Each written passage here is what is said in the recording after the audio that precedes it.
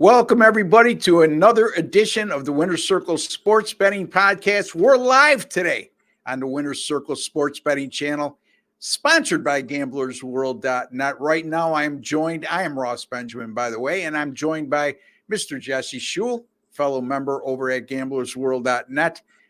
We should be being joined shortly by Sean Higgs, as his show is running late, his other show that he does, so I'm sure he'll be joining us in very shortly. But just a friendly reminder, folks, if you have not subscribed to our YouTube channel, please take a second to do so.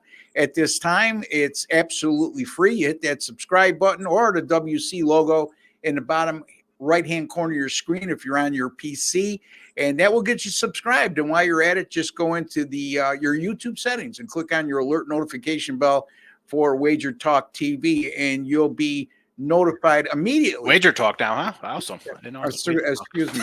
Yeah. You'll be notified immediately on GamblersWorld.net or Sports Betting Podcast. Oh my goodness. Anyway, this is what Ross. This is what happens when you do too many shows. You'll be notified immediately. It's my fault. I was backstage, and then I got frozen, and then let me get out of here. And I know it totally threw you for loss because I'm listening to you say, "Oh, Jesse, you got the Padres game," and Jesse shake his head no, and you're like, "Well, oh, good. I don't like that game." I'm like, "Well, that's my game," and I was like, "All right, let me try this again." Click on your alert notification bell for the Winner's Circle Sports Betting channel, and you'll be notified immediately upon any of our sports betting podcasts going up 5 times a week. And again, it's gamblersworld.net. You'll find myself, Sean Higgs, and Jesse Schule. It's there where we will guarantee all our picks. That means simply that if you don't win, you don't make a profit on any single game or multi-game daily package or any subscription plan of 30 days or fewer. You will get credited back the exact amount of your purchase price or whatever you spent on that specific package. Also, folks, NBA Finals package up right now. $99 will get you the entire NBA Finals for any one of us. That is also guaranteed. And while this show is going on for the next hour, you could chime in right now, or take advantage of, I should say, and get in and go to gamblersworld.net and get that package for just $75. It's just a $24 savings if you subscribe right now. So great offer there, and I'll remind you again before we get off air. We welcome all your questions and comments on this show. And boy, oh boy, I apologize to the owner here because I'm doing too many shows these days, and it's bound to happen sooner or later, right, Sean? I'm glad to see you join us, buddy. Yes, listen, I get it. I came in late. I was in the back, and I'm like, all right, I was running late with my show, and I knew it was going to be. Ross is a man of detail, folks. So one little thing, somebody's not on time or running late, or there's some kind of we get some echoing, and it's just gonna throw him for a loop. He's a perfectionist when it comes to that. So it's all my fault. It's all right. No, it's not your fault. I'm a professional. It's happened before, and it hasn't affected me then. So thank you for trying to bail me out there, Sean. But I'm accountable, and I'll take the accountability there. Guys. Last night, we're going to be talking 3 Major League Baseball games today, by the way, folks, and then we'll get to all your questions and comments. And I see the board is lighting up, so we'll get to this real quickly so we can get to you guys, which is the most important things. I will be talking about the Pittsburgh Pirates and Toronto Blue Jays. Jesse will be talking Houston Astros, Minnesota Twins, and Sean will be looking at the San Diego Padres and the Kansas City Royals. But before we get to that, guys, we saw the NBA Western Conference Finals get completed. We now know that it's the Dallas Mavericks going to be playing the Boston Celtics. And really disappointing for me because I had Minnesota last night. Not so much they lost, but it seemed like, looking back, that they were happy that they didn't get swept, and they came out and played that way last night. And I thought physically they got dominated. I thought Rudy Gobert was terrible. In terms of what I saw from him last night. I don't want to use disrespectful terminology, but let's just say that he wasn't playing with a lot of physicality, and that's putting it mildly. And I just thought the entire focus of the Timberwolves team, Jesse, wasn't there last night, and Dallas was locked in, and they took advantage. Yeah, Rudy Gobert was terrible. He was so bad that there was some times in the game where he got the ball down low, went for an easy putback, and he couldn't even get he couldn't even get it to hit the rim.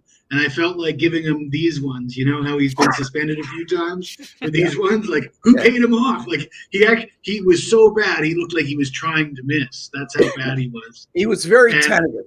You know what I'm saying? He was very tentative, and I don't want to use – I know the term I want to use if all three of us were sitting at a bar, but I don't want to use that on air. But, Sean, your observations of what we saw – I know you had Dallas last night, so you were happy, but in terms of what we just discussed – like I said, they look like they came out not to get swept in this game. I don't know. You see the comments afterwards. I mean, childish comments. Like, these guys are so cocky coming in. They listen, your young team, they beat your doors off from the door. Yeah. And I don't think there'll be a lot of teams that are going to beat the Mavericks or whatever team. If you got two guys that are shooting like Luke and Kyrie, I don't care who you are. You're in for a long night. They came out right from the jump, and it was on. And Timberwolves, again, soft, no response at home. Terrible. What are you going to do? I mean, that's a terrible performance from his home team in an elimination game. It certainly was. Ninja's here. I want to hear what he has to say about the Boston Celtics. So, Ninja, hit me up in the chat. Tell me what you think of the Celtics.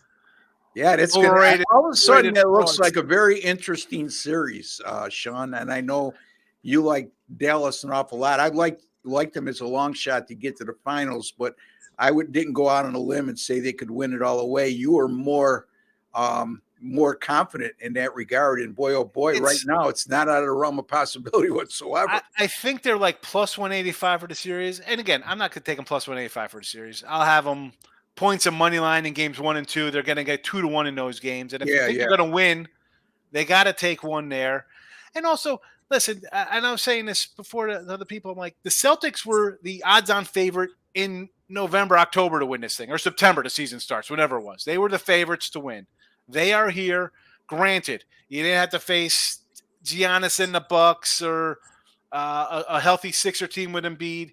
You got a Pacers with no Halliburton. You got no what's his name, Mitchell and Allen for Cleveland. You had a Jimmy Butler-less Miami team that played like trash all season long anyway, and we're just like, well, we'll turn on. So you have some things like they didn't play good teams. Well, any league, you play who's in front of you. They beat them all pretty good 4-1. They took care of business in all the games. What's there to say? They were supposed to be here. They are here. They are favored. You can't overlook them. Good luck. You got two really great players, championship caliber guys on the other team you got to face here. So should be a good series. Better than what we saw in the finals, conference finals. By the way, Sean will be filling in for me on Monday and Tuesday as the host of the show. And we welcome that opportunity because Sean is more than capable of doing a great job for us here on the Winner's Circle Sports Betting Podcast. And Jesse will be with him on Tuesday. He'll be hosting Doug Upstone and Chip Chirimbas, a couple old timers. So, Sean, you'll have your fair share of jokes ready for. I'm not saying I'm going to come in with a George Washington colonial old white wig on to fit in with the guys on Monday, but it's a possibility. I don't know. No, man, that's okay. You do whatever you got to do to make it entertaining. With Chip, I could bring in some like Wee Willie Whistler. But just be stats from prepared. 1946 or something. Chip always tells you what happened in the world of sports on that date, and it's sort of pretty entertaining when he does so. He's very he's into that kind of stuff. He's a sports nostalgia guy, and he should be because he could remember a lot more because he goes back a longer way than any one of us. And the guy met Hannes Wagner, for the love of God. I mean, come on. Exactly. And Chip's been in the business for over 40 years, folks, and still producing at a high rate. And like I always say, age means squat in this business.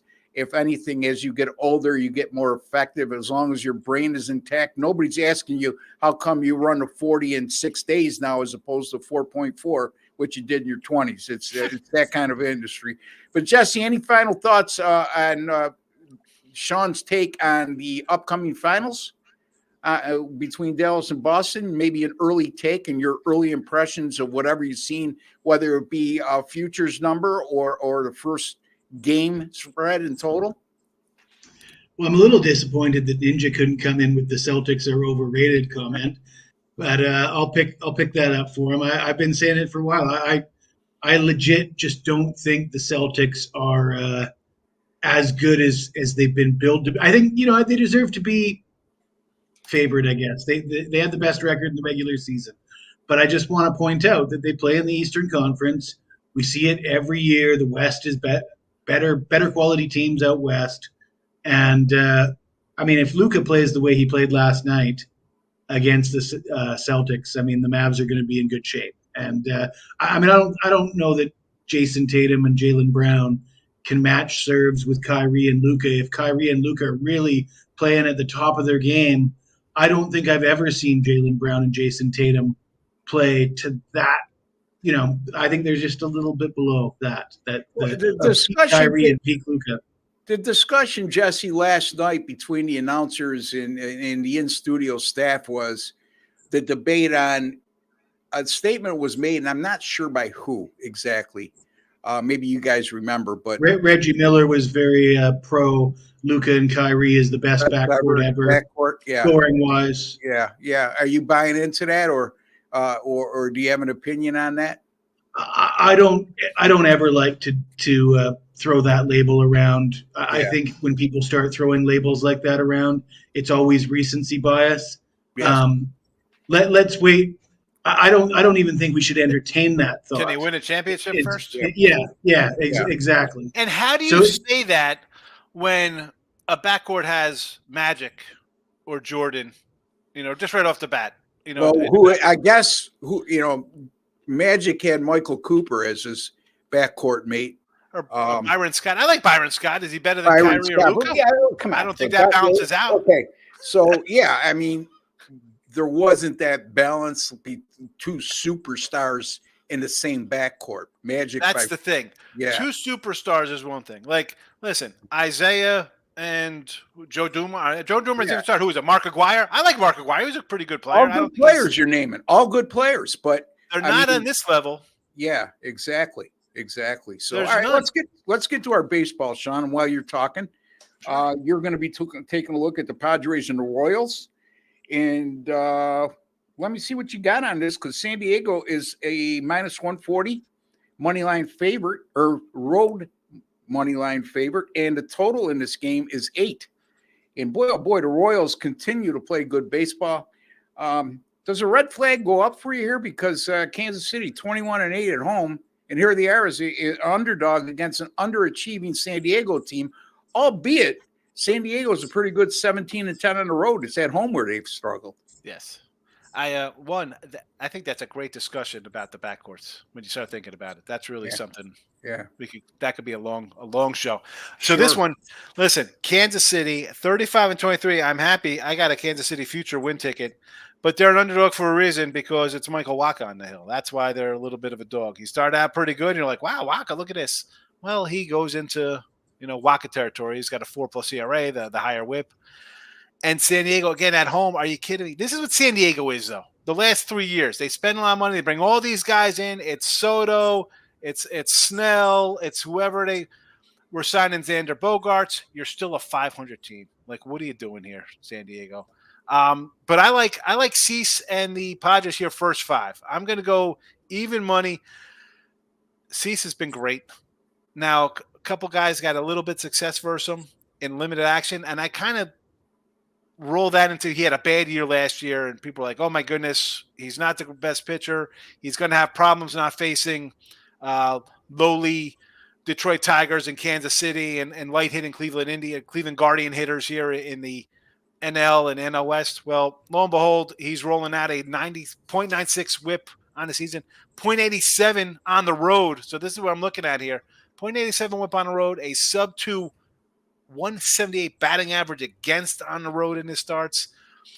Kansas City, as much as I love them, a lot of young guys, and it's a league where everybody strikes out. This is the guys that come in here. He's had success. He knows the park. It's not unfamiliar territory with me. Give me some Padres first 5 here. I don't want to lay favorite on the road. I don't like that. But he's good enough to get a first 5 win here. And Waka, just not sold on. He's showing his back of his baseball card with the mid-4 ERA. Give me Padres first 5. All right, Padres first 5. You got a money line on the first 5? It was plus 100, even money. Even money. Like, sign me up here. Even though the Padres are minus 140, they're even money in the first 5. And that was a DK line earlier. So even if it's minus 105 with that minus half, whatever it is, it's fine. I feel better money. First 5. Even money, short favorite, whatever the case. Yes. He likes the Padres in the first 5. And I want to apologize for my Cubby pick the other day, first 5, under 3.5. Are you telling me Shohei Imana comes in and gives up 7 runs? The guy didn't give up 7 runs in the entire season, and he gets shelled. I got to make amends here after that horrific. Yeah, raise your hand if you saw that coming up. Holy Put it down cow. because you're an absolute liar. Jesse, you know how Uncle Ross feels about these types of situations, but you'll be shocked because I'm going against what I normally would do in this situation. But what exactly is your thoughts on this Padres? I'm expecting you to disagree with Sean Ross, but his methodology is sort of right in my wheelhouse. You're going with the better pitcher. You're eliminating the bullpens. You go to the first 5 inning play. Cease is a guy that I like, and I'm not going to argue with the numbers. The evidence is there. He is the better pitcher, and Waka is a guy that on the downside of his career, he's not performing. He has his moments. I'm sure you're going to make a case for Waka, but at the end of the day, the numbers suggest that Cease is the better pitcher, and all we got to do is come ahead by 1 run after 5 innings. So I'm with Sean on this one, but I'll let you take over. Yeah, well, no, point well taken from both of you. But here's what I got. We're concentrating on the starting pitching matchup, I guess. So let me go to that subject. And you look at the overall records for the year, and certainly Dylan Cease looks like the better pitcher, right? But I don't, again, I always say don't get caught up with overall numbers, especially in baseball where it's a long season, and look at recent numbers as well. And when I look at recent numbers, Dylan Cease is not the better pitcher than Michael Waka. Michael Waka over his last 3 starts, a 2.37 ERA, an 0.84 WHIP, which is tremendous. And it's not like he is getting pulled after 4 or 5 innings. He's averaging 6.3 innings pitched per start during that period of time. Also, keep in mind, since 2022, Waka's made 28 starts at home.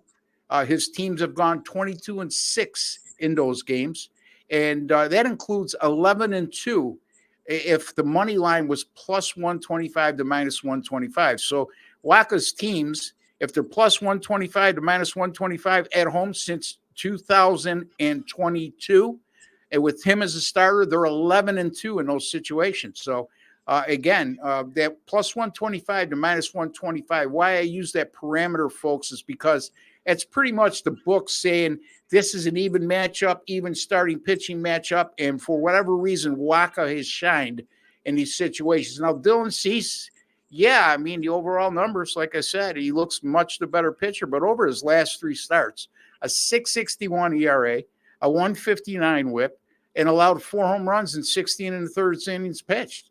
So it's not like he's pitching good right now. It's what I deem when you look back 3 starts or more and you see those types of numbers, I deem that to be bad form.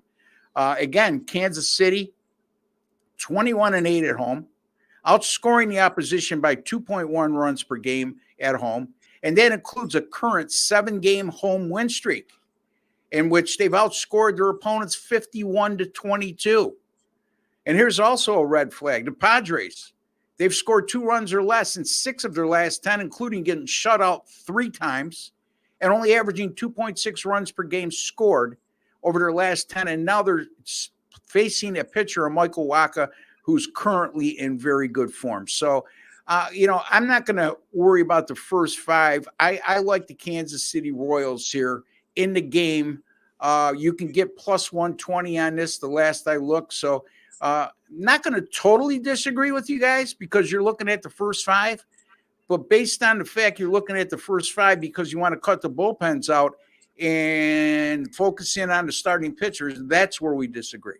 But anyway, Sean, I'll give you a chance to retort, and then we'll get on to the next game. Yeah, with Waka, though, I mean, when he's healthy, the guy's pretty good. I'm not going to say that. I mean, and you talk about his last 2 years, he was 11-2 at Boston, 14-4 at San Diego, different teams, different kind of clubs.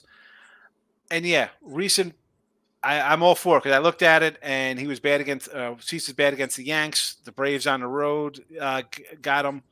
I get it. Again, for me, though, it's just one of those spots here where overall, total body, him versus a team he's faced before, has success against, I'm going to roll with that. Yeah, again, I see you guys' point, but I'm going to disagree. We'll respectfully disagree and see how that pans out. But our official pick here is Sean's, and he likes the San Diego Padres in the first 5 over the Kansas City Royals. All right, Jesse, time for you.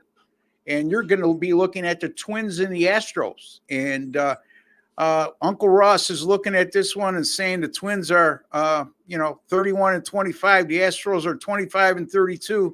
But the Astros come up favored here, Jesse. What do you got? Yeah, I mean, Houston with a losing record, but they're not out of it in the AL West. They're only, 5.5 games back or something. So they still have plenty to play for. And the fact that Houston leads the major leagues in team batting average suggests to me that things could turn around for them. They certainly are capable of scoring runs. The batting average hasn't translated into runs as it should so far this season.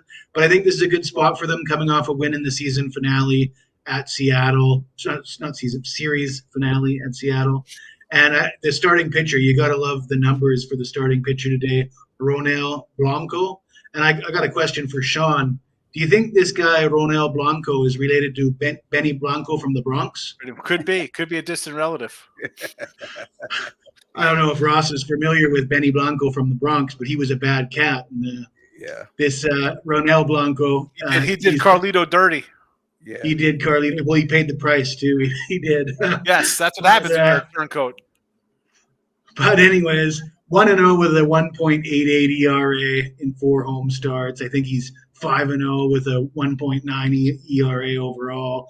The guy's been dealing. He got suspended, I guess, for using the sticky stuff, and then he comes back, and he was dominant in his first start back. So I'm going to look at the Astros for the first 5 innings. The Twins, they don't inspire a lot of confidence to me. I know they have the winning record, but Pablo Lopez, I think he's got an ERA over 6 on the road. Pitching mismatch, same philosophy as Sean's play, but even better for me because Blanco's been dynamite. Yeah, so Jesse likes the Houston Astros in the first 5 innings at money line odds of -110 over the Minnesota Twins. And by the way, Sean, and I don't know if this changes your mind, but you were way off on the first 5 line against Kansas City. San Diego right now, I'm looking at -145 across the board. 145. Wow. I think he was looking at the -0.5 line, though, Ross. Yeah, -0.5. -0.5. Okay. Yeah. I do it because I said, all right, so we're going to go with San Diego -0.5 a run in the first 5 innings, and that is at even money. Yes. Thank you, Jesse, for correcting Sorry that. about that.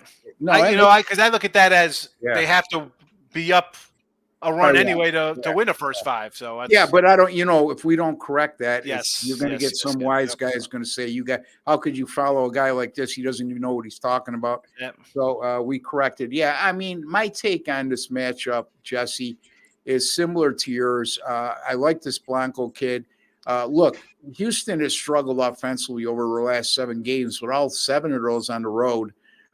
They're much better offensively at home than on the road. They've won 7 of their last 10 at home, averaging 5.2 runs per game along the way. Now, Minnesota's won 10 of their last 15 away, Sean, but the 4 teams they faced, 3 of them had a losing record, and they include the Nationals, Angels, and White Sox, who are combined 62 and 106. So that recent success they've had on the road is a little bit misleading, based on who the level of competition. And Blanco, boy, oh boy, this guy, Houston, as much as they're struggling, And what are they, like 7 games below 500, I believe? Yeah. So as much as they're struggling, you take away the games that Blanco didn't start, they're in even worse, 17-31.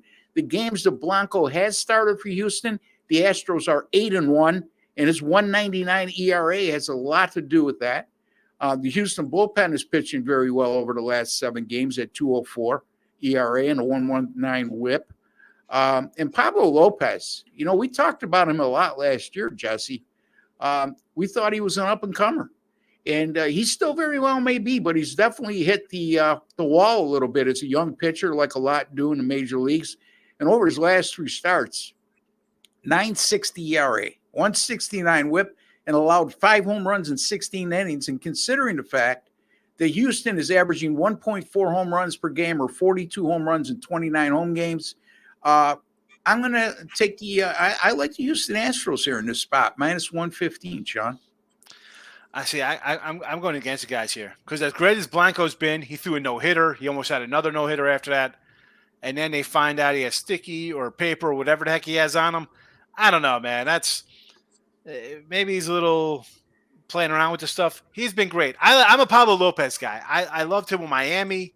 He's a strikeout guy. I was shocked when Jesse said that the Astros lead the league in hitting because that's a team that started out so terrible. They weren't hitting. Team batting average, though. It's not translating into runs. Exactly. And they're hitting a lot of home runs at home, too, still. It's they're in a think about that. That division, if I'm taking a flyer today, I wouldn't mind taking any one of Seattle, Texas, or Houston to win the World Series because Seattle is hitting or pitching. They don't hit as usual.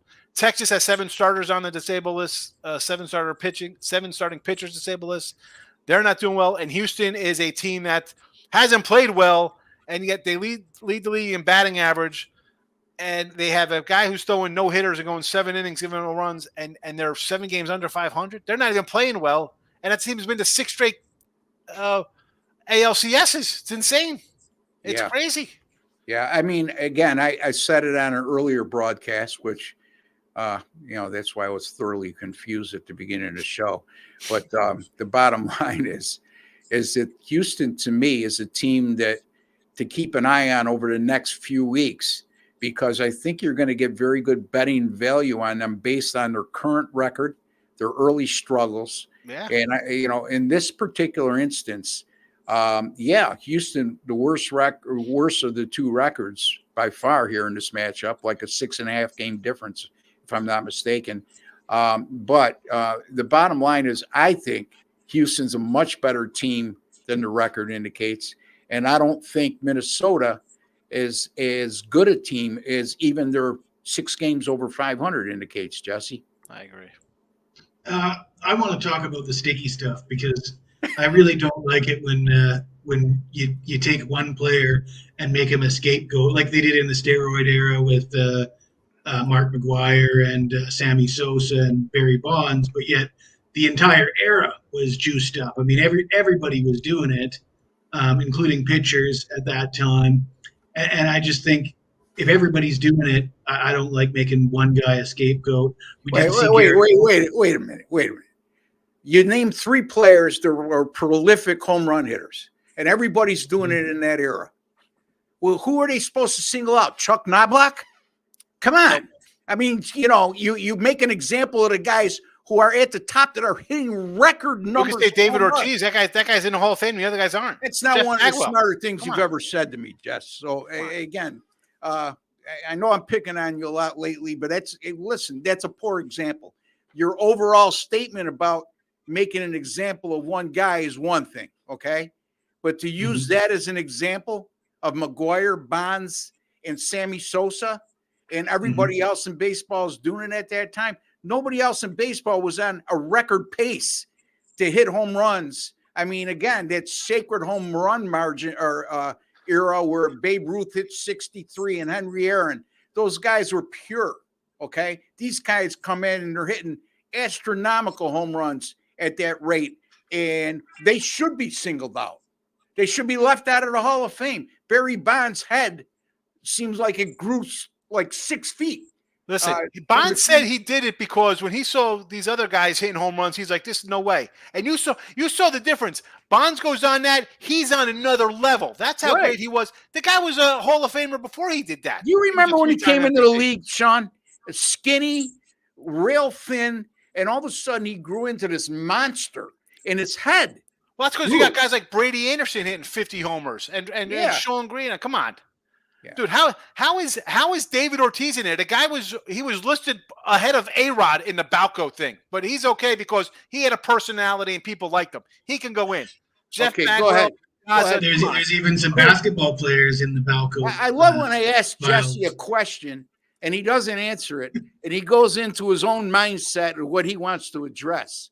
So this is why I'm giving you a hard time. You didn't answer my question. Then you get into the subject matter that you make no sense. I was about to get there. If you want to say Manny Ramirez shouldn't get in there because the guy tested multiple times for steroids, I get it. But come on. So I don't think Sosa's a Hall of Famer. What about Rafael Palmeiro went into Congress and lied his face off? Yeah. Well, again, you can't put Bagwell, and David Rafael Ortiz, Palmeiro, Mike Piazza in there and not put Bonds and Sheffield and these guys in there. I thoroughly believe that Rafael Palmeiro wasn't always a juice head until later in his career. And you go to the Texas Rangers. I'm in Texas. Can I find the HGH so I can lean down and just be a monster? I mean, Canseco, Gonzalez. What I'm trying to say, Sean, Rusty Greer's hitting 40 homers down here. I think Rafael Palmeiro had good enough numbers to be in the Hall of Fame before he decided to go that route. I'm not sure. Well, maybe Bonds, you could have made a case, but who knows when it all began? Okay. I know that Rafael Palmeiro's power numbers went up dramatically, but he always hit. He was always around the 300 mark, if not more. You know what I mean? I don't think he had to go that route to be a Hall of Famer. All right, let's get to my game because we got a lot of people who are chiming in here, guys. And we don't want to go 2 hours like we did on the last show and get our producer and owner mad at us. So let's. I'm on the Pittsburgh-Toronto game. I hate these kind of matchups.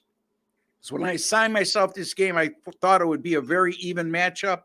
And now Pittsburgh is showing an undecided as their pitcher. When I see that this late in the day, and it is like 1:30, 5 hours before first pitch. They don't know and they haven't named a starting pitcher. That leads me to believe they're going to go bullpen by committee, right, guys? I mean, that's normally what happens in these situations. So, with that being said, Toronto's going to go with Jose Berrios.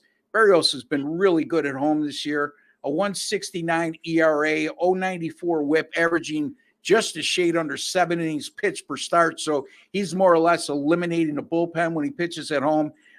Great numbers, and the Toronto Blue Jays have won 3 in a row. They've outscored the opposition 15-4 during the 3-game win streak. Pittsburgh's bullpen, if they're going to go by committee, their ERA and as a staff over their last 7.22 ERA, 186 WHIP. The Pittsburgh Pirates have allowed 5 runs or more in 6 of their last 8 games. And with Berrios on the mound, to me, they're minus 180. I'm not going to go there. I'm never going to go minus 180 myself. But I am going to go to run line here and get a better number. And I'm going to take the Toronto Blue Jays here, minus 1.5 on the run line at money line odds of plus 125. So, Sean, real quickly, and then Jesse real quickly, and we'll get to our guests or our subscribers. Well, I was thinking that was supposed to be a Mitch Keller sighting today, but nothing so far. This would be a run line for me with Berrios. Run line only. They're playing well. Pirates everybody's excited about their 2 pitchers, but I'll take a Blue Jay run line 125, 130. Yep. Jesse. First 5 innings, Blue Jays minus 0.5 to cut out the juice. Yeah. And I'll just add that you mentioned Berrios is good at home this year. Berrios is good at home every year. He's probably one of the most dramatic split stats guys that baseball's ever seen. I just want to throw that in. Yep, absolutely. All right, let's get to our questions and comments. And real quickly, folks, Toronto minus 1.5 at money line odds of plus 125. That's from me. Sean's pick is on the San Diego Padres minus 0.5 run in the first 5 innings at even money at Kansas City. And JesseSchule, he likes the Houston Astros in the first 5 innings over the Minnesota Twins. So there you have our 3 picks, 3 free picks for Friday, May the 31st. All right, let's get to our questions and comments. Thanks for the video. Hey, Bernardo, I think you're new, and we appreciate you, man. And you're very welcome, sir. Appreciate that over 107.5 last night. Yep, I had the 107.5 in the first half last night. You're welcome. Sorry, Ross, we were talking Higgy's ear off in the chat. I'm not sure what that means. Midday money. Oh, okay. Midday money. No problem, Michael. You know what I mean? Again, these things happen. And again, when he comes in late, that does not excuse the mistake I made early on. And sure enough, Pounder comes in and says, Wager Talk. And yeah, I myself and Jesse do videos for Wager Talk on a daily basis. So that's where the confusion came in. And it was meant as no disrespect to our great site here at gamblersworld.net. Bill McDonald, do you guys like the Mavs in the finals? I think yes. I don't. I think we're going to see a great finals. I think that ultimately the home court will pay dividends for Boston at the end. I don't want to overreact to what I saw with Dallas winning easily over a very good Minnesota team that was, very youthful and very immature. I think that's the way Jesse described it. But Jesse, your thoughts? I think Tatum and Jaylen Brown are going to. Yeah, Jesse doesn't like Tatum. He's mentioned that before, but since he criticized him, Jason Tatum's been the best player on the floor. No Luka Doncic. No Luka. Yeah. Sean, you already gave your take in terms of what you feel? Should be a battle, so I'll be on the Mavs. So, and Sean made the point that he thinks that by betting on them in game 1 or 2 is a much better value than to take them for the entire series. I believe you said, Sean, correct me if I'm wrong. I mean, they're plus 210 in game 1. It'll probably be around the same in game 2. If they win game 1, it'll come down, but you've already cashed game 1. So why are you taking a 185 if you like them for the series? You take them. They have to win in a game in Boston. So yeah, I'm not a futures guy. I am not. And DK chimes in with the Celtics in 6, which I think would be a pretty popular pick among sports bettors because most are going to like the Celtics and most are going to like the series to be very competitive. Yes, but I'm not a futures guy, Sean, and it goes so pretty much hand in hand to what you're saying. Is because I hate making a futures bet because then you feel like you're married to that team throughout the series. And then God forbid you make a future bet and you see the complexion of the series change as time goes on or something unforeseen coming up that all of a sudden you don't like your futures bet as much as you used to and you start to go the other way and then you're accused of being two-sided. So that's why I stay away from futures bets in playoff series for that specific reason. But Jesse, your thoughts? I like futures bets, and I don't care what people think. So if I change my mind halfway through the series and you don't like it, you know where the door is. That's what I gotta say. All right. Well, that's the thing. Like I could do like a long term, like a season future. I expect the player or team to perform one way. That's fine. Yeah. But like the next up kind of series bet, it's difficult because you think a team's going to be like we talked about the Pacers against the Bucks. We liked it. Then all of a sudden we had a good number. Guys out for the Bucks, the numbers change. You still kind of like it, but then you're like, oh boy, it just changes. You say people are out ahead of time. You have a perception. They go out mid-series. You're like, what's going to happen in this game? So that's why for like this one here, I like the Celtics. I like the Mavs to beat the Celtics here. But all of a sudden we talk about Luka. Is he 100%? Is he 100%? He goes down in game 2. That changes the entire thing. Then it's Celtics in 5. It changes your whole. Yeah, exactly. And it's not a matter or flip-flopping. Jesse, it's not a matter of what I care. I care about what people think. It's a matter about protecting my integrity. Okay. Mm-hmm. I've never been a futures guy to start with. And I know you didn't mean it along those lines. In other words, you're saying just because your change of opinion thing that you had going on the other day with Jason Tatum and all that kind of stuff. But that's the reason why your integrity is all you have in this business. And Uncle Ross says that's why he doesn't do it. So if you choose to do that and not care, that's your prerogative, so nobody's going to criticize. I'm not going to criticize you for that. Barnard T. Gloss, again, Mavs coming in in, and he 6. says the Mavs in 6. All right. Tatum is going to shoot the lacing out of the balls to Luka's detriment. Yeah, Jason Tatum's been there, done that, Look, here's the thing with Luka. I know it's his first finals, Sean, but this kid was a pro at 13 years old. At 16 years old, he was playing for, I think, Real Madrid. I mean, did you guys see him drinking beer after the last game? Yeah, and the assistant. Michael stole his beer. Yeah, but in any event, what my point is it's not like this guy is the moment's not going to ever be too big for Luka. I mean, he was in big time situations in Europe as a 16-year-old, playing for a very. If you don't know anything about European basketball, it's a lot more popular than you would think, especially that Real Madrid franchise. And I think that's who he played for. If not, he played that caliber of ball. Okay, is what I'm trying to say. So, Jesse, any thoughts? He looked pretty comfortable with the beer in his hand, and my thoughts were maybe that's why Luka's always carrying a little bit too much weight. He likes his beer. See, there you go. I ask you a question about the European leagues and Luka and not being too big, and you refrain to. Well, Europeans do like their beer, Ross. Okay. And okay. So, Sean, you have anything pertinent or intelligent to say on that subject?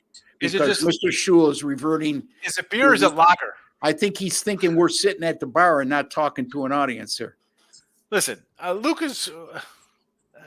I don't think Tatum's better than Luka. Yeah. No way.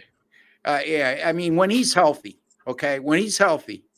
you can make a very strong case he's the best player in the world. Okay, I know that the Joker is a consensus opinion to be that, and all due respect to the Joker, but Luka could do so many things well: handle the ball, play the point guard position, make the three, make clutch shots, rebound. He's a tremendous assist guy. So, I mean, as far as an all-around talent, you can make a strong case for Luka being the best player in the world as opposed to Joker. And Joker's a great player. Don't get me wrong. What's up, gents? Gino here and up 6 units. Looking forward to the NHL game tonight. Jesse, the Edmonton Oilers and the Dallas Stars. 2-2 is the series right now, if I'm not mistaken. It's 2-2, and I was looking at it this morning, and I kind of feel strongly that Dallas takes it tonight, Edmonton wins Game 6, and then we come back for a Game 7 in Dallas. So I would recommend just a bet on the series to end in Game 7, because I really think that's what we're gonna see the home teams hold court here for the next 2 games. And then that other series, Jesse, the Panthers up 3-2 now. You could make a case the Panthers should have swept this series, because to me, even in 2 games they lost, they were much the better team territorially. And you look at the shots on goal, you look at possession time. You look at the bookmakers' price on the games as well, and you got Florida coming into New York as a favorite, even though they didn't really have a better record during the season. It's an indication of the sentiment that Florida is the better team. Yeah, and the goaltender for the Rangers, I'm not even going to try to pronounce his name right now. Igor Shesterkin. Yeah, he's definitely been the difference in terms of giving the Rangers a chance in every game. Because without his stellar play, this series would be over already. But Sean, any thoughts on the NHL? My hockey's been terrible. I like the Stars. I don't know. Yeah, I've had a bad playoff in hockey, so it's. Well, it is what it is. It doesn't mean you're not knowledgeable. I know. Yeah, but it's just if I'm not really hitting them, I'm not going to give an opinion. Although I should give the opinion because as I've given the opinions, they are winning because I haven't been using them. So yeah, there you go. I like the over the other day, first period of cash. So I'll come back on Dallas today here at home.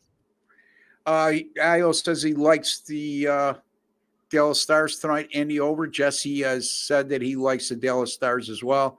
Ross and Jesse, I asked Sean this earlier. I was looking through these Major League Baseball projected lineups, and it seems 85% of the teams have 3 or 4 guys hitting sub 230 to under 200. That's embarrassingly bad. Well, it's a good observation. It's not something we saw 5 years ago, because of the emphasis put on the long ball, and because of the emphasis put on everybody measuring their launch angle. I think this is a result of what you're seeing: more home runs and lower batting average, just more strikeouts. Jesse? Yeah, you could really get Sean started on a rant with talk like this. And yeah, I mean, I prefer old school baseball for sure. And it's not something that I'm very fond of, along with the velocity for pitch, too much emphasis on velocity for pitchers. So guys have shortened careers. I mean, the rules overhaul and the way that baseball is trending is it's quite an ugly thing to witness. And I wish we could dial it back a little bit. So the days of Greg Maddux, who averaged less than 90 miles an hour on his fastball but had a whole Hall of Fame career, are basically done. And how about the guy that what did he comment? He compared some average pitcher to Greg Maddux. George Kirby is better than Greg Maddux or something. Someone had, I tweeted out the other day, had they the were guy doing Matt Waldron comparable numbers at this point of that guy's career compared to where Maddux was at that point of his career. But if you take that comment that you just brought up, Ross, that could explain how an average guy like Kirby could have comparable numbers, because everybody was hitting 280, 300 back then. Not everybody, but more guys. And the other part of the equation is, okay, he throws with a higher velocity. Is that conducive to having the length of the career that Greg Maddux had? Because, he had very little injury issues, Greg Maddux, and a lot of it had to do with his mechanics were tremendous, number one, and he wasn't overthrowing for the most part. So, Sean, any final thoughts before we get on to the next question? Someone put out there, and I quoted it, that the guy Matt Waldron, knuckleballer for the Padres, who has 17 career starts, he says has the best knuckleball pitch of all time. Oh boy! And he's got like a 470. Like, I'm like, whatever. I mean, and how do you and what do we base that on? Because now we have more analytics. Well, this is the thing. I mean, you have it's like Wilhelm in the Hoyt Wilhelm era, and the Phil Niekro eras, and the Joe Niekro era, and who am I missing? Tim Wakefield, God rest his soul. This guy just pitched for the Mets, who's a Cy Young winner. What's his name for the R.A. Dickey? R.A. Dickey. Yeah, R.A. Dickey. He was a one-hit wonder, but he had a good year with Toronto too, didn't he? Yeah, he was. I mean, but I'm just saying, like, this is the problem. You have people who've never seen anything before they were born. Yep. And listen, I didn't watch guys in the 60s or 70s, but I knew enough about them that you had to give a little credence to them. Yeah. Yeah, we were talking about. I think it's a symptom of the clickbait era, though, Sean. Everybody's looking for that hot take. The media, they want to convince their audience that what you're witnessing now is the greatest ever, and they know it garners clicks and it garners views. So it's in their best interest to promote what we see now as, oh, this guy's the greatest. This is the best. Yes, and the other thing too, guys, is the metrics are so much more involved now. The analytics are so much more involved now than they've ever been. But if you're talking about a guy with 17 career starts and saying he's the best knuckleballer of all time, I'm not sure if I'm misquoting him on that. Sean, correct me if I'm wrong. But after 17 starts, nobody's the best of all time. Okay. So did he say anything else that I'm misleading the audience by?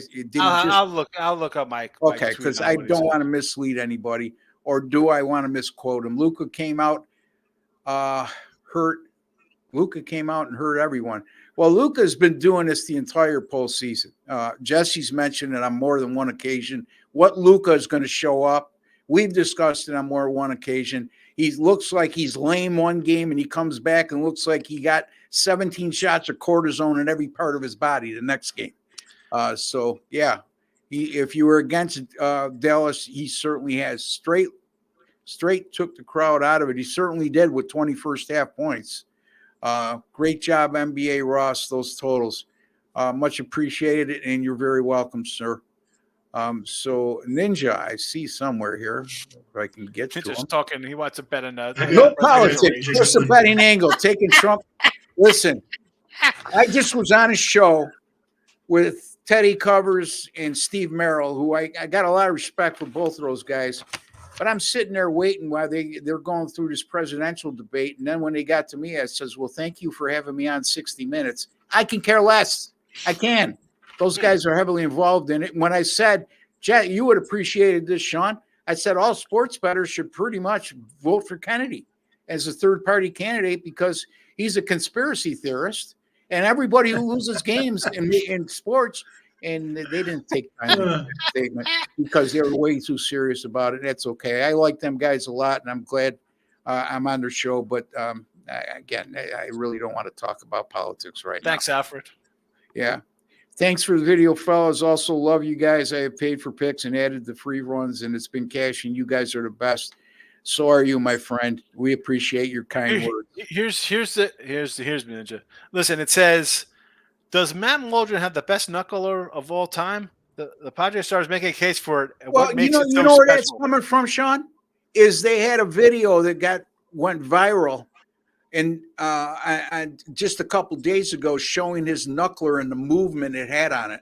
Yeah, and so he's got a whole thread of why it's like the best pitch and his angles and all this. I mean, yeah, well, I would go back and look at some of the best knuckleballers of all times, and unfortunately, the videos weren't as detailed or explicit as the ones we're seeing now because of modern technology. And again, he's only made 17 starts, and I wouldn't overreact to the movement you saw in that one pitch that went viral on video. So, not to say he's not going to be one of the best knuckleballers of all time. It's just that not so fast, my friends. The crowd can't help him win. Tatum is healthy this year. The crowd can't help him win. Who can't help Tatum or Luka? What are you talking about? Boston's got the crowd, so they're Boston's got the crowd. I'm not sure where that statement's going. So, Mavs in 7, not out of the realm of possibility. Pound it. Thank you. I'll be shocked if the series goes 7. Yeah, I wouldn't not whatsoever. Thanks for the videos, guys. Boston is definitely going to win. Definitely going to win. Let me get the pen out for AO. Yeah. One thing I learned a long time ago, and I've been doing this a long time, folks, is I definitely using the word lock is never a good idea. Mavs in 6. Sheesh. Or bet Mavs plus 1.5 games. Okay. There you go. I mean, that's probably the smartest thing you ever said, Ninja. So he's got a few more coming that sound pretty smart to me. All right. Well, I like Celtics to take it all if Porzingis is back to handle Gafford. Yeah, I mean, is Boston a much better team with Porzingis? No doubt about it. I'm not so sure that happens because of his defensive play more than his 20 points per game and his ability to stretch the floor and be so versatile as a big man. Guys, your thoughts? John? Don't worry about Gafford. I agree with Derek Lively the second. Derek Lively. Again, Jesse, that wasn't the question. All right, let's get to the next one. Sean's hosting. Get the tooch. The host. He's available. Hey, Sean could do whatever he wants. It's his show when he hosts, man. Mike Lamato. Ross. Higgy hosting shows on Monday and Tuesday. You may regret that. You know what they say. When the cat's away, Higgy and Jesse will play. That's great, man. Yeah, I have total confidence in these guys. Me and Jesse will be 8 minutes of picks and then talking about the moon landing and a bunch of other stuff on the show. You guys will do fine. And the quality of the show won't go down whatsoever. I agree, Jesse. Western Conference quality is higher than East. Yep. Absolute. No, that's an absolute. And that's a definite. Those are the types of things I would say. Fact. Yeah. Look up the last 2 games they played each other. Tatum and Brown better scores than Luka and Kyrie. Yeah, I mean, look at how much I know that we've had this discussion about regular season versus playoff, but the bottom line is now when you start talking about individual player performances in regular season and postseason time, Kyrie's won a championship. Nobody on Boston, none of those, either Jaylen Brown nor Tatum has. Luka, just by the way, in the last game they played, Luka put up better numbers, 14 to 25, 37 points, better than both Tatum's 32 and Brown's 25. So it wasn't even close. So I'm going to ask Jesse to comment on this, and hopefully he stays within the lane in the scope of the question. I'm not concerned about what happened back then. I'm concerned about what I just saw. And what I just saw was Luka score 20 points in the first quarter of an elimination game. And if he's playing like that, I've never seen Jason Tatum play that well in my life. And Jason Tatum might have scored 20 points in a quarter before, I'm sure he has. But not when the chips are down and it's in the Western Conference Final against the best defense in the NBA this year. At home, on the road. On the road, yeah. I mean, yeah. I mean, that's the problem I have with Jason Tatum. He's a great player. He's a superstar, whatever. I think Jaylen Brown's got more of a clutch gene in him than Tatum does, and I think we're seeing that recently. Is this 2 finals in 7 years for these two guys? So where's the clutch? Yeah, I mean, they haven't home when they have home court. Like Ross said, Kyrie's won a championship. We got dogs on this Dallas team. The other point too, Jess, is the one that you avoided when I asked you this, and I'm giving you a hard time, buddy. But Luka, maybe he's not been in an NBA Finals, but he's been in some Euro championships under a lot of pressure as a young kid in his teens. So I'm not so sure that first NBA Finals is going to really affect Luka as it would normal players in their mid-20s. Agree or no? Absolutely agree. I'm glad you stayed within the scope of the question, Jess. Thank you. We're working on it, and it's working well now. Don't worry, Jesse. Ninja's always here. Yes, Celtics plus Tatum are overrated. My man. Yeah, you're listening to Here's Jesse. a backcourt. Knicks, Walt Frazier and Earl Monroe. Great backcourt. Really good backcourt. Earl the Pearl, they used to call him. They won 2 championships. I don't believe Earl Monroe was not with the Knicks the first go around when they won the championship, the Willis Reed teams.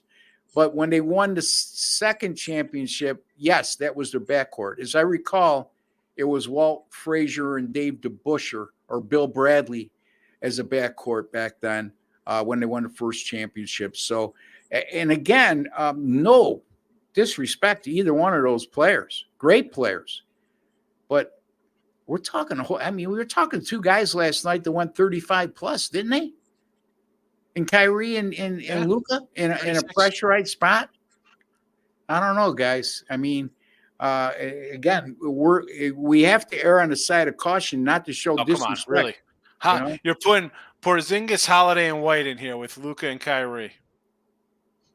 May have a say or two, but yeah. Come on, John. Yeah. Well, let's talk Derek Lively II, because he came back from that neck injury when most people probably thought he wasn't going to, and he looked pretty damn good last night as well. And he's not a super. He's not even a star. He's a role player, but he's playing his role pretty damn well. Yeah. And when you got Luka and Kyrie, if you got guys like Derek Lively just playing their role, that's all you need. And again, you're talking about a young man who played at a high-profile program in college at Duke that played in a lot of big games. And that's opposed to a rookie who maybe played at Colorado State, for example, without picking on Colorado State. Sean, listen, Kyrie in college, I think, played like 10 games. He didn't do much at Duke there. No, I'm talking about Jesse's guy, Derek Lively. Oh, all right. He played at Duke. And you saw yesterday what I was talking about, Sean. He missed the prior game they lost. He played yesterday, and you see where he gets around the foul line, and he's got the ability to – he's a much different player than Gafford. They complement each other in the fact that he distributes the basketball very well, and he's very composed with the ball in his hands. So, Eric R. Hey, Eric, how you doing, gents? I continue to appreciate all of your knowledge. The Phillies were on the tear. They head out to San Francisco and hit a wall. I played the hot streak. It bit me. Curious how you would have bet it. Again, I talked about this on an earlier show. There's a big difference. I don't step in front of teams that I consider to be a top 5 team in baseball when they're red hot. Mike, the question that was posed to me was, how do you step in front of the Minnesota Twins who are on a roll again? Well, because I don't think the Minnesota Twins are a top 5 team in baseball. So I would probably, I can speak for me, Eric. Number one, I treat every game as its own entity. I would not bet against a team that was hot as the Phillies. I would look for a reason to bet on them. Okay. If I couldn't find a reason to bet on them, I won't bet against them when they're that hot. But everybody has their own way of going about things. But there's a big difference between stepping in front of a team that you consider elite and also the situation that you described. I did that on purpose, John. I feel like I'm the guy in what was know. that? Home Improvement looking over the fence? Yeah. But anyway, Jesse, your thoughts. And stick to the question I asked you, Jess. Okay. What do you do when a team's hot, and should you continue to ride them? And if you lost, what do you do now? Is that the question? Yeah. Well, no, he's saying he rode the Phillies because they were red hot, and then they hit a brick wall in San Francisco. Did he do the right thing? In other words, he's saying that, is this a practice I should get away from? My answer to his question was, it depends on the team. Number one, is that team you deem to be a top 5 team in baseball? Or, to use the example of the Twins, who I don't think they're as good as their record is, but they've had a couple hot streaks this year. There's a discernible difference between the two, is what I'm going to try my hardest to answer the question and stay focused on the question. So in general, following hot teams is probably a good idea, but as I've stated several times on this show, I break down every game and I try and look at all the facts, everything. You take all the information and you weigh it all. And the fact that the team's hot is just one criteria. You got to see who the pitcher is, what the pitcher's been doing, his health, injuries, weather. And there was one game in particular that I thought, if you were backing the Phillies in that one, there was a lot of warning signs, and that was when Taijuan Walker was going against Blake Snell. The wind was howling out, and it just looked like it was going to be a free-for-all where you probably don't want to have either side in that one. Yeah. And so for some of those reasons, not surprising that a team goes out to San Francisco in a ballpark where it often can be favorable to hitters, and San Francisco is on a bit of a run that winning streak would peter out. So I think there is reasons why that would have been predictable. Is what I'm saying. All right. Now, is there anything else beside that specific question that comes to your mind with that question? In other words, you want to go back to and say, this is my thoughts other than that question. See, I threw you for a stump, didn't I? Yeah, I'm Sean, what's your take there? So listen, the Phillies, and I like my streaks when it comes to baseball because I think they matter. Teams slump, guys get hot, they hit well, pitch well. They had won 6 in a row at home. Go to Colorado as $2 favorites, lose the opener, battled back to win game 2 where they're, again, big favorites on the road, 2-1 faves in Colorado. Lose the finale in Colorado again as a $2 fave. I had the Taijuan Walker spot because I'm like, you know what? I don't like Blake Snell. His first, even Cy Young years, he's terrible the first 2 months of the season. But to keep doubling up on him when they're losing 1, 2, 3, 4 in a row, whatever they did, or 4 out of 5 at Colorado. They lost 2 out of 3 at Colorado. You should have got off of them in the Colorado. Yeah, once the winning streak ends, all bets are you're off. not too. Oh, there's no like the whole. I know people are going to be like, Eric, oh, there's no way they could lose again. Well, the Dodgers got swept by the Reds. Are the Reds better than the Dodgers? No, but sometimes a team loses, they lose a couple in a row. It's a long season. Major League Baseball handicapping is much different than when you're handicapping the NFL or college football, where the games played within a season are limited. And Jesse, that's what I was trying to say is I basically what you said. I treat each game as its own separate entity. However, when you get into these situations where a team like the Phillies are red hot, and your evidence sheet that we've discussed so many times says to go against the Phillies in that situation, I would be more reluctant or hesitant to do so, as opposed to a team like Minnesota who's red hot. And I'm saying, look, this team is overachieving. They're not as good as the record is. Does that make sense to you? That makes plenty of sense. Well said. I wish I could have come up with that myself. Stick around. I'll teach you a couple more things. Anyway, if the worst comes to worst, Jesse, I'm preparing you for Teddy covers. Don't worry, Jesse. Ninja's always here. I think we got to that question already. Where are we here? John Lynn. Keep going. If Boston shoots the lights out for at least for 4 games, and the Mavs will lose. Okay. Thanks for that, Doctor. Guess what? If Boston scores more points than the Mavs in 4 games, John, they're going to win the series. How's that? Oh, my goodness. Anyway, next question. Here comes Ninja. Boston have 5. Well, technically only 2 because they all overrated clowns except for White and Holiday. I think, I'm glad you brought that up, Ninja, because I think Drew Holiday is the most underrated and underappreciated player on that Celtics team. And I thought he was in a championship year, Sean, with the Bucks. I mean, The guy is an overall great player. He plays on the defensive end. He doesn't have to be the star of the show. He makes timely and clutch shots. He could hit the 3. He could defend your best perimeter player. He could rebound. He's what you need on a winning team, a championship team. He's an all-around good player, and he showed it down the stretch in Game 5 when he came up with that critical steal at the end. And again, that was one instance. Jesse, there was a couple instances that come to my mind where he made either clutch shots or big plays defensively in some of those close games against Indiana. Yeah, no, it's probably it's a good point. If Boston does win, it's going to be the play of guys like Holiday and White outplaying the role players for the Mavericks that would make the difference. Because if you're just talking about Kyrie and Luka versus Tatum and Brown, I think that favors the Mavs. But those are some pretty good Derek White, and Drew Holiday. Yeah, those guys are dogs.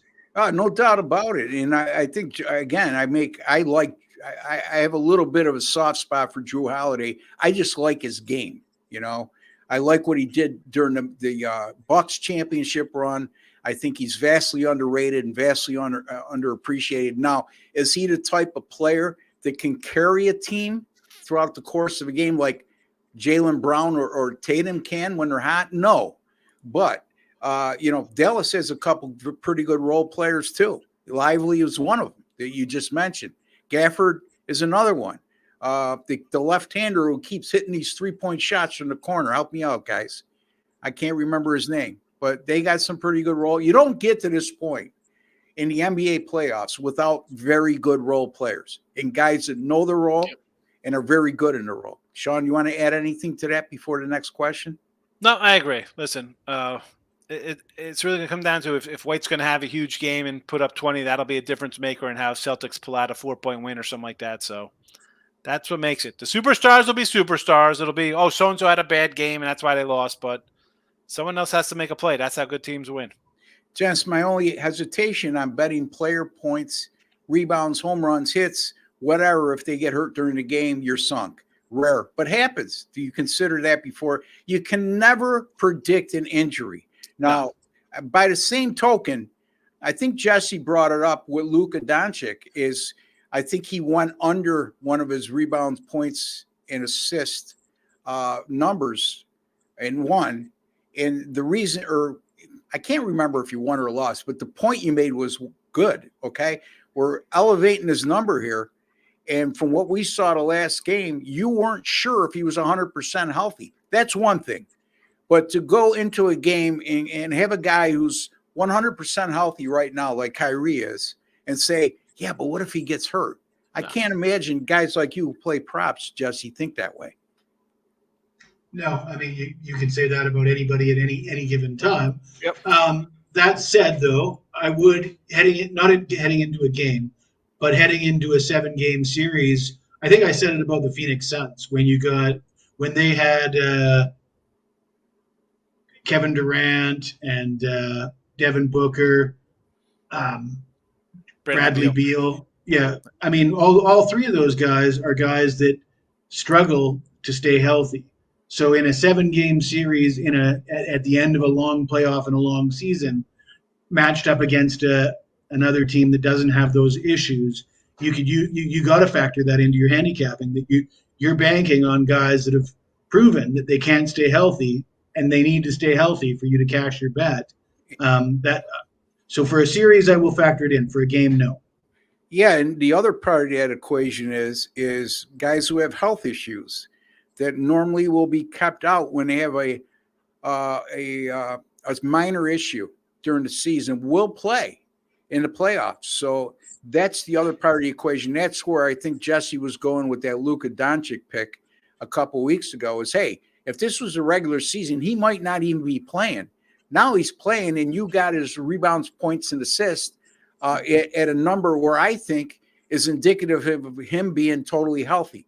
Are you referring to the one, Ross, where it was 52.5 and it landed on 52, and they pulled him in 5 minutes to win the game? 6 minutes, yeah. But it's not so much the result, okay? It's the thinking, and which led you to come to that conclusion to take that under 52.5. Does that make sense?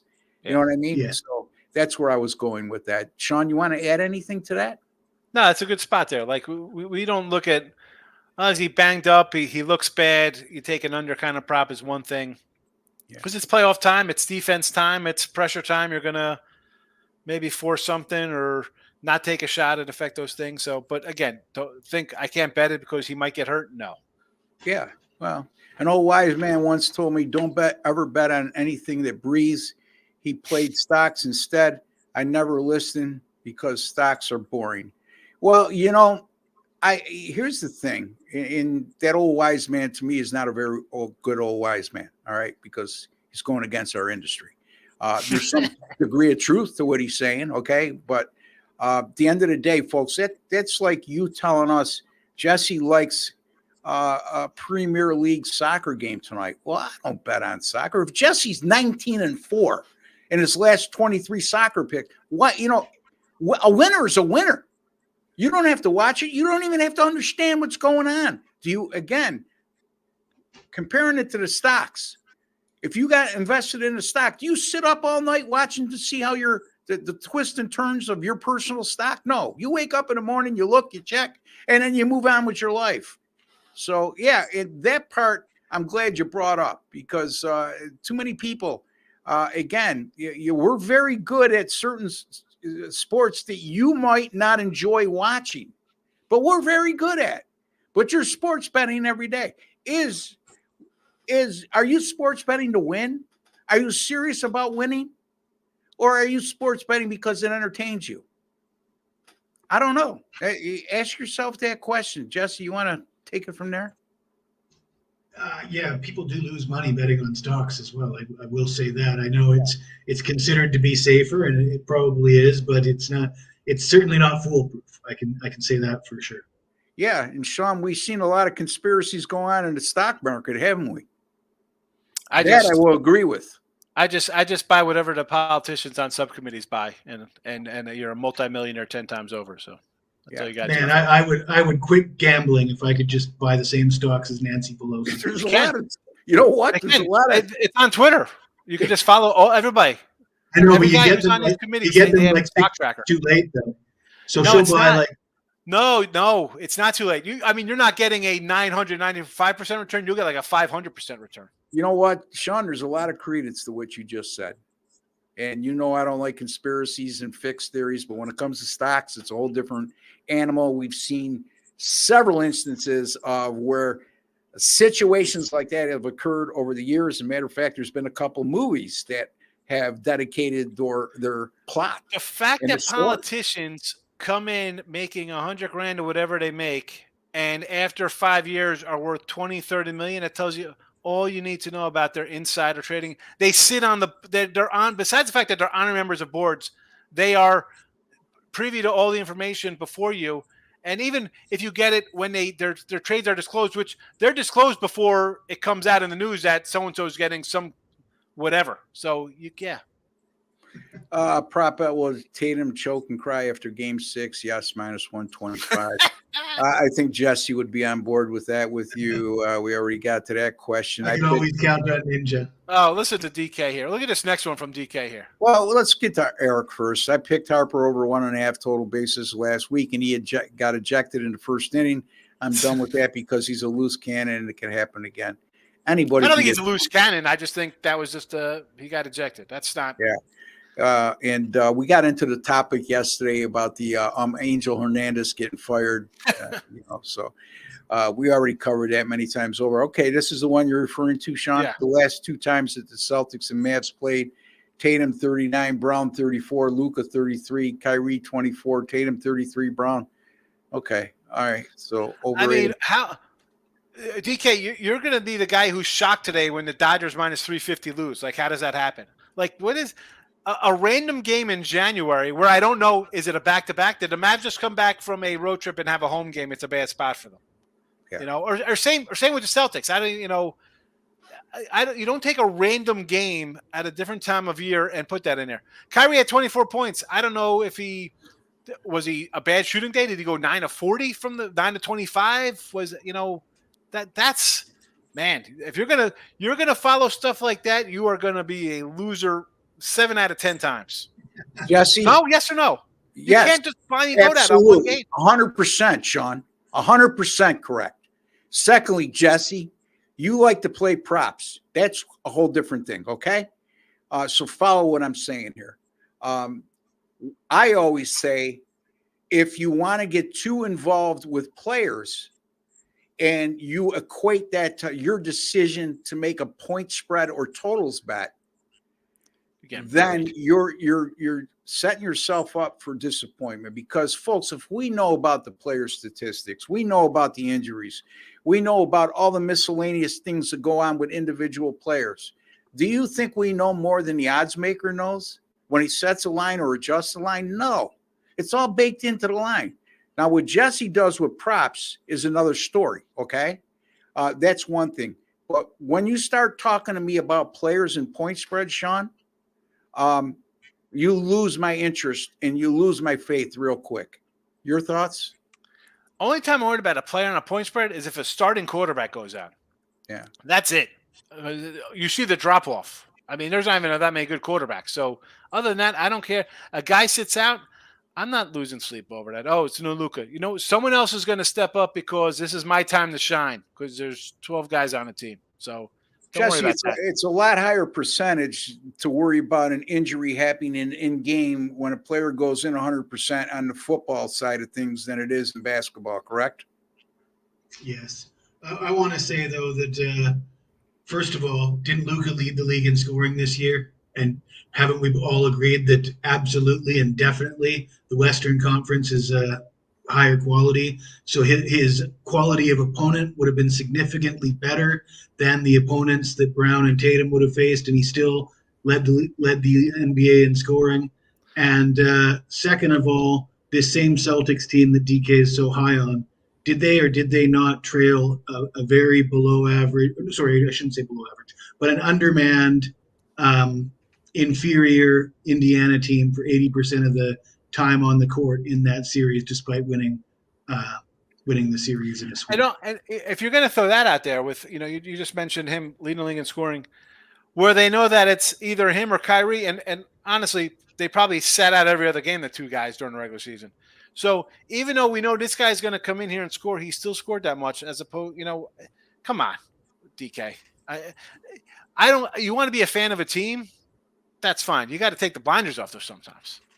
Let me ask you a question, Jesse. Have you ever researched at this point of the season who leads the league in rebounds, points, and assists per game combined?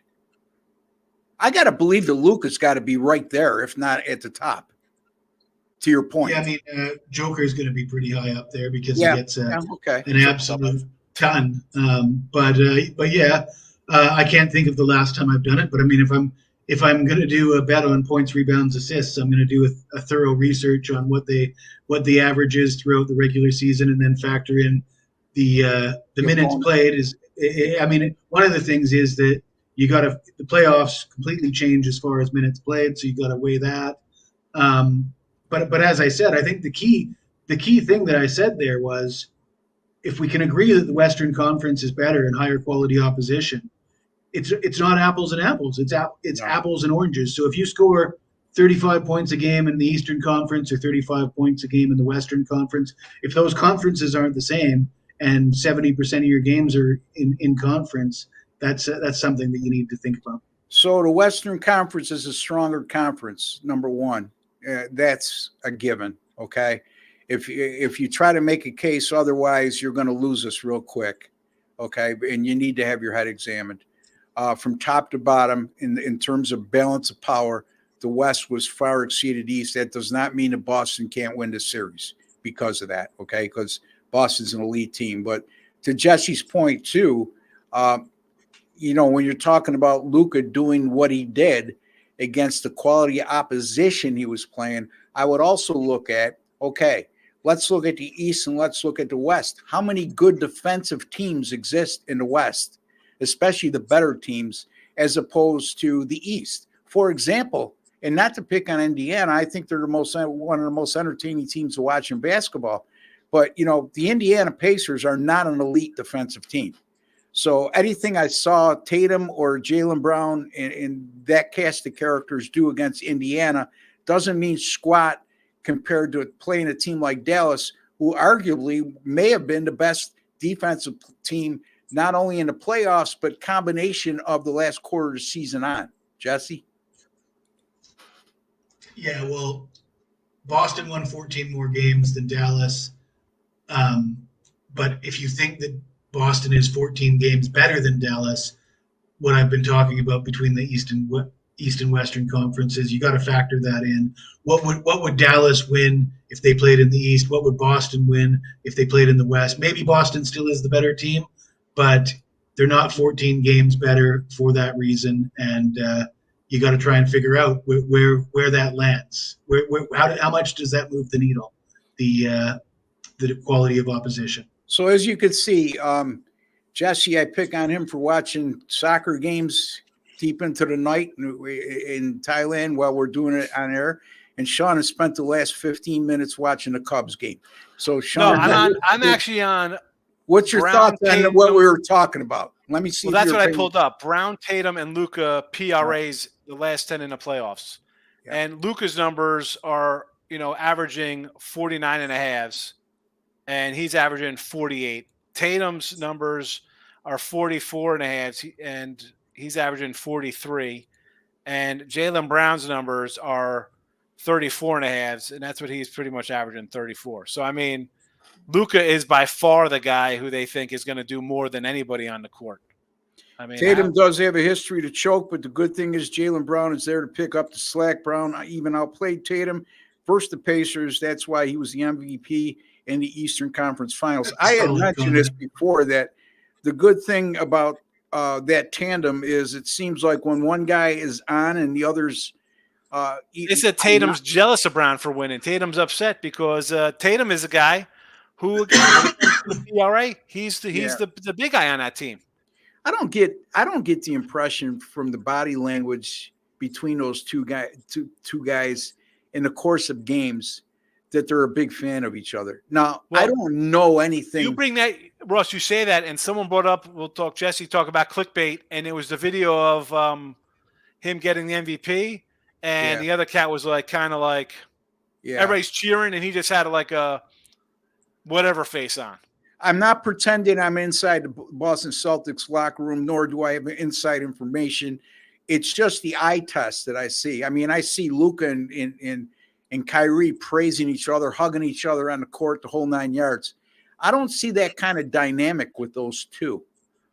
That's not to say they're not great players. It's not to say they're not a great tandem. I did mention on last week's show when we brought up this specific topic that the one thing I really admire with those two guys, if one of them's going off, like Tatum, Brown has no problem taking a back seat. and vice versa. I do think that's an attribute among star guards that you don't find all over the place, or if one guy's going bad. There was a period of time when Jason Tatum could not throw it in the ocean from 3-point range, so that's something to be considered. But in any event, Jesse, I don't know, either one of you guys, I mean, beyond that, just that MVP, not being named the MVP, Jaylen Brown, in that ceremony itself, in that moment itself, do you notice anything in terms of body language between those two guys during the course of a game that leads you to believe that I don't think they really like each other a lot? I think they're both divas, but I'd probably put more of the responsibility on Tatum. I've already said several times I'm not a big fan of Tatum. I see Tatum. He looks like he's trying to pad his stats. I think he's kind of been elevated and propped up a little bit more than than he deserves. I'm not saying he's not a great player. I'm just saying I don't think he's in the same caliber of players like Luka or Joker or even I'm trying to think of somebody else, but the true stars of the league. The game within the game, Sean. I'm sure we're going to hear a lot of people on the airwaves with this matchup between these guard tandems, and a lot's going to be made of it. And like Jesse said, sometimes we need to concentrate on those guys who play the roles and play it well. And that may be the difference in this series. But I agree with you guys. I think that if you look at what either guard tandem has proven so far, I think, number one, you got a guy who won an NBA championship in Kyrie Irving, another guy, I hate to beat this to death, who has been playing pro since he's been 13, has been in Euro finals at the age of 16, 17, and 18 years old, and playing real high-profile games in front of a large audience because, again, I think people underestimate how popular the European leagues are these days. So, again, I would give the edge to the Dallas's tandem, and you wouldn't get much of an argument for me in terms of could they possibly be the best backcourt of all time. I think you'll get a lot of arguments also from the old Boston Celtics days, with Sam Jones and John Havlicek. But at the end of the day, they need to win a championship together, right, guys? Before you can anoint them. Do we agree to that? That before you can anoint them as being the best backcourt ever. All right, let's get to the next one. I've even sprinkled a little for Jaylen Brown to be Finals MVP. Not out of the realm of possibility, Jesse.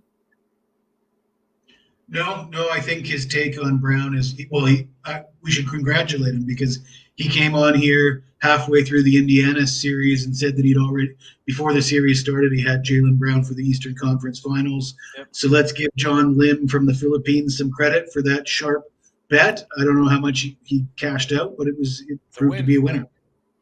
Yeah, I think he's also indicating that he's taking a little stab at Brown being the MVP in the finals, I think was this comment.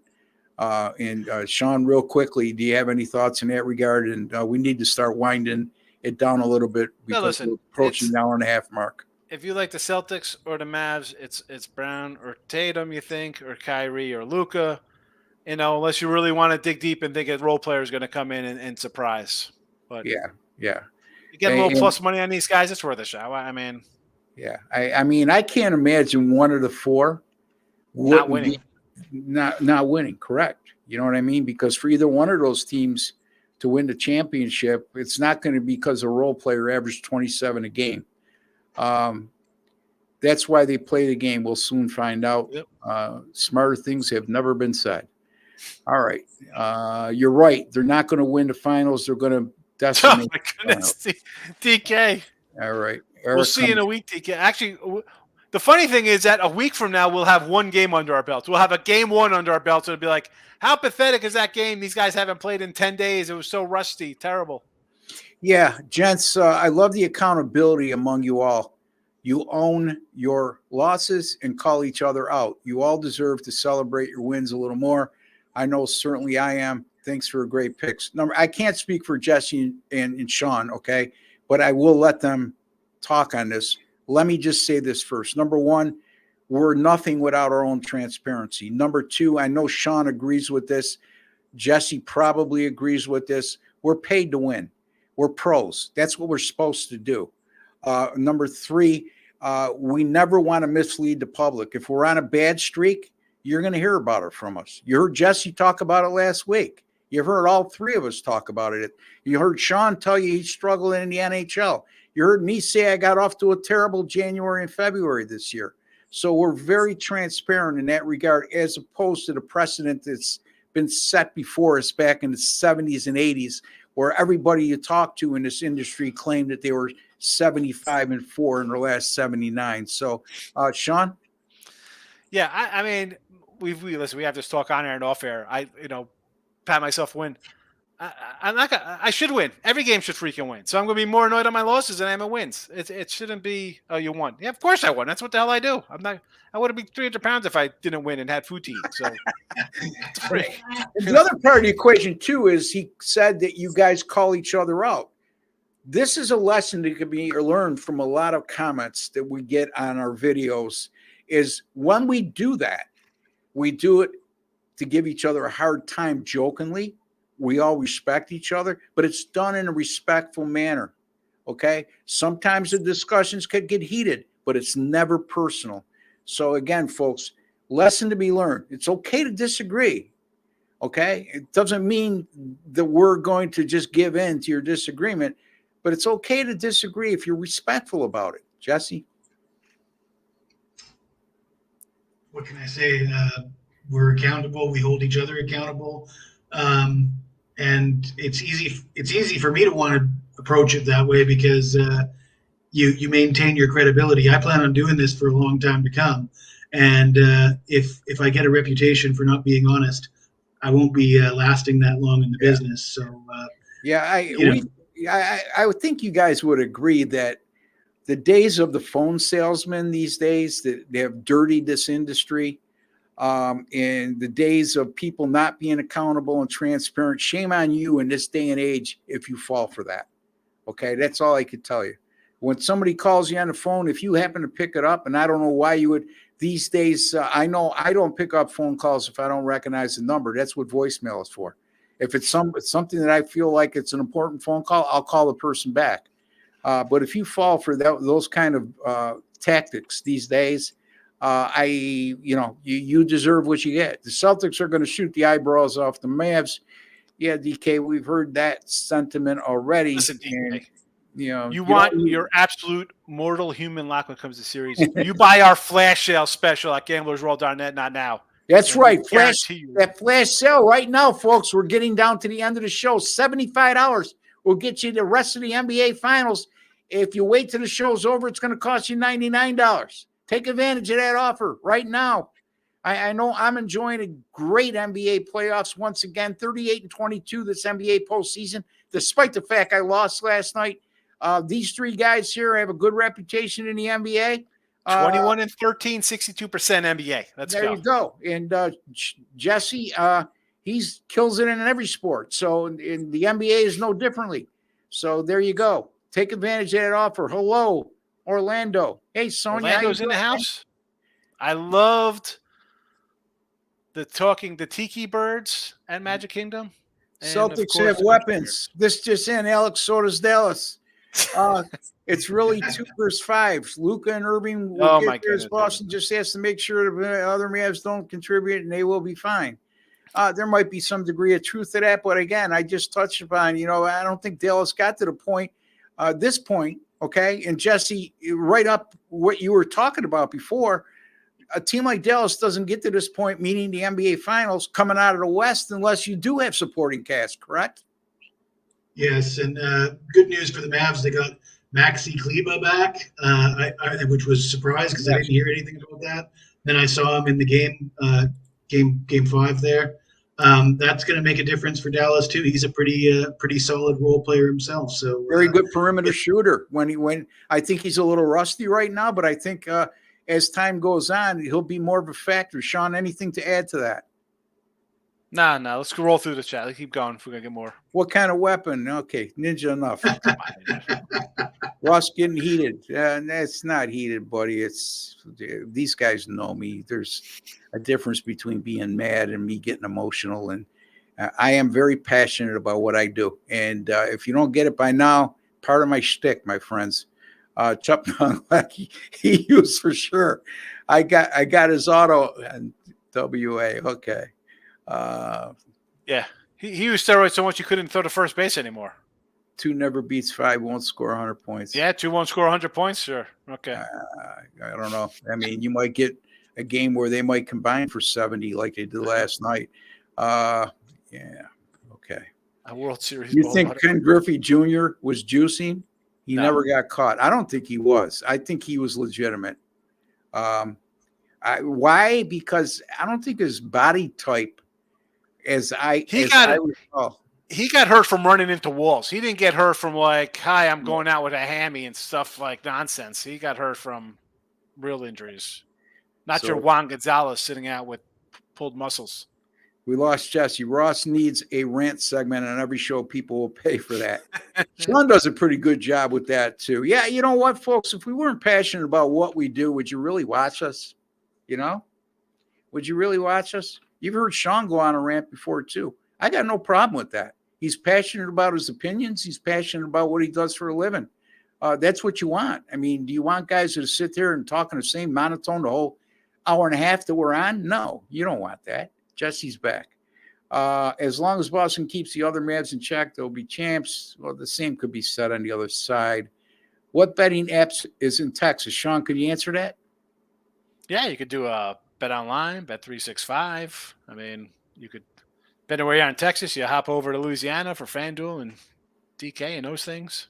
Old Bretto says he agrees, and that's toward what I just said. Thank you, Old Bretto. We appreciate you. Toronto money line. Too big, yeah, Alex. Too big, man. Too big. Jesse might do it, though. Jesse might lay the 195 he do? It was 185 the last I looked. Yeah, Jesse been known to lay a big number. Love Toronto and Boston money line. Japanese dude can't pitch. We're going to leave that one alone. Okay. I can't do Boston.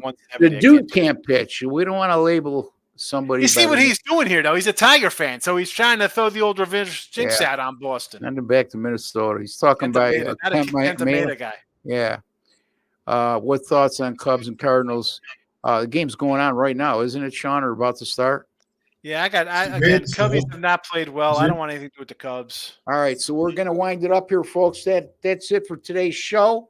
And I got my guy Seth going like this, which means he wants a replay. No, he wants us to end the show. Keep going. Yeah, he wants a replay about what just happened.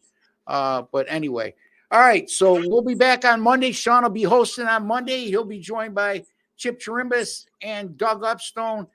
Sean will be back hosting on Tuesday. It'll just be him and Jesse. So look forward to these guys putting together their own stamp on the Winner's Circle Sports Betting Podcast. I'm sure we won't miss a beat. I'm confident. No pressure, guys.